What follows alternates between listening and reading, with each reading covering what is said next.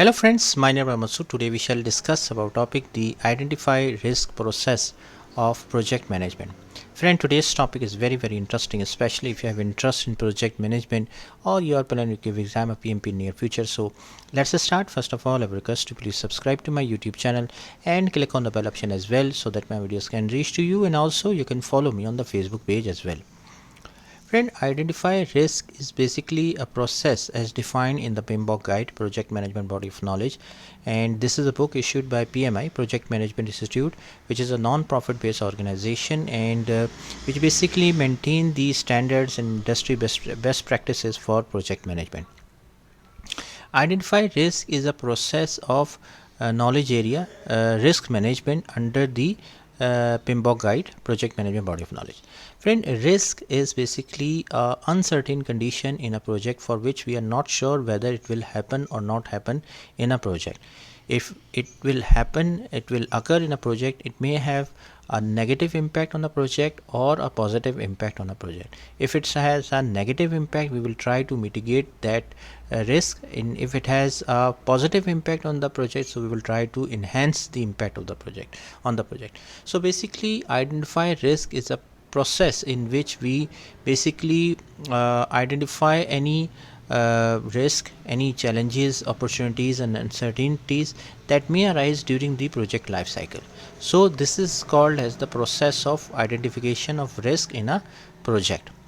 Now, risk identification, how we will identify the risk. First one is the brainstorming sessions, means the project team members, like for example the project manager, the functional manager, the development team lead, etc., experts person. So they all will sit in the conference room, they discuss the project scope and requirements and try to understand and try to find out the risk which can occur in a project. So that is called as the brainstorming session. Next is the checklist and templates, means that any historical information templates which we have done in the previous projects to identify the risk related to current project. For example, if you have already done a project in the past related to e-commerce solution, so you can use any lesson learned documents, any risk identification for that project if you are already doing a similar project of e-commerce in the future or in the current state as well. Then documentation review means review project documentations, project plans, scope documents, risk register to identify the risk that may have been previously documented or anticipated. So all those documents are basically very important for you to identify the risk, and after identification of risk you can use the same risk for your project as well. Next is the risk sources. Friend, mainly there are two main sources of risk. First one is the internal sources, and next is the external sources. Internal sources means that the risks which are stemming from within the project. For example, team dynamics, resource constraints, changes in project scope, like the team is not fully trained on the new technology, like you need 5 resources but only 4 resources are available, you are expecting any changes in the project scope, etc. So these are the internal sources of risk. External sources means the risk factor like market conditions, regulatory requirements, technology advancements, environmental factors.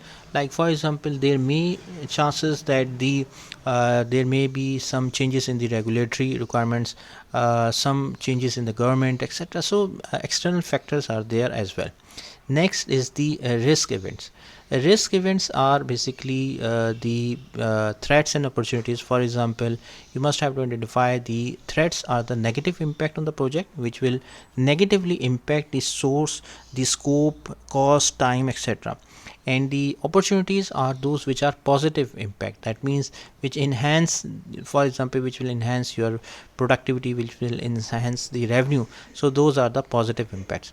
Events means that events are the conditions that could lead to risk for considering the entire project life cycle.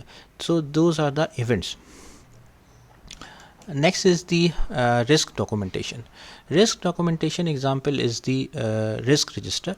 Risk register is a document that systematically captures details about each identified risk, include information such as a risk description, potential causes, potential impacts, risk owner, initial risk assessment, likelihood and impact. Likelihood means that the probability of the risk, that what are the chances that the risk will occur, and the impact means the impact on the project, like means major impact, minor impact, or medium level impact. So risk register is a very important document in the identification of risk.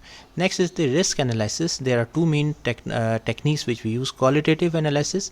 Qualitative analysis means assess the qualitative aspects of the each risk, considering factors like probability, impact and urgency, and use a scale low, medium, high to prioritize those risks. So this is a qualitative approach.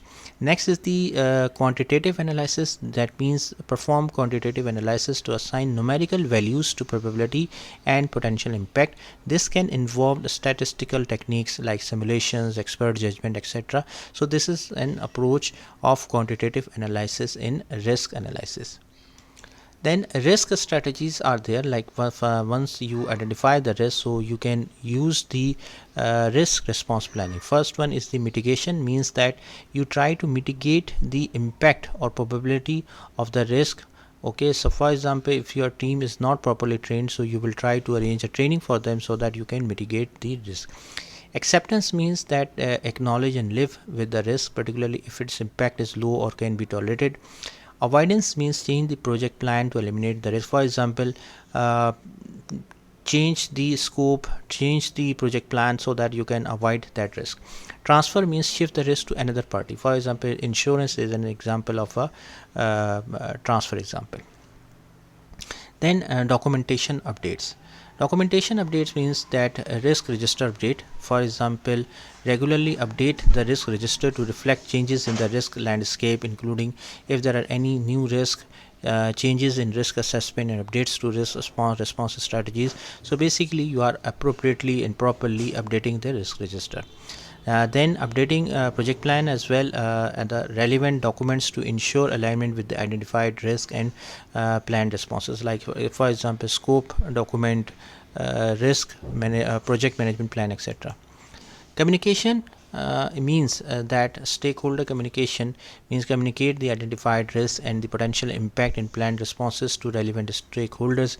Ensure that there is shared understanding among the project team and a stakeholder regarding the project risk profile. Next is the continuous monitoring. So regularly reviews the risk register throughout the project lifecycle. New risk may emerge and existing risk may evolve, requiring ongoing attention. So regular reviews, regular attention is very important to cater the risk and handle the risk properly. So friend, identify risk process is not a one-time activity but a dynamic and iterative process that should be revisited regularly to ensure that the project team stays proactive in managing risk efficiently and effectively. It sets the foundation for subsequent risk management processes such as risk planning, monitoring, and controlling. So friend, thank you. Thanks a lot for watching the video. I hope you like this video. If you like it, please share it with the friends and colleagues, and thanks a lot for watching.